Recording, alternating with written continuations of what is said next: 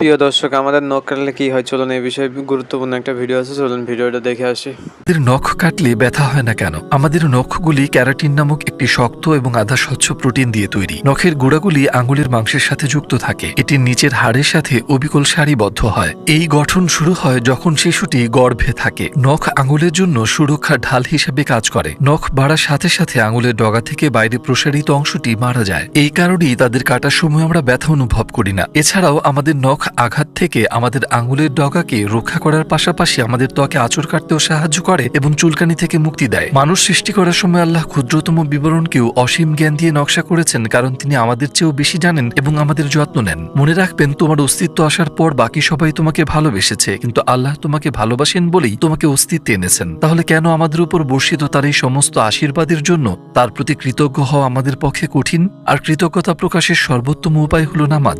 আসুন আমাদের রবের প্রতি কৃতজ্ঞ হই। প্রিয় দর্শক, যদি ভিডিওটি ভালো লাগে অবশ্যই লাইক, কমেন্ট, শেয়ার এবং সাবস্ক্রাইব করে আমাদের সাথে থাকবেন।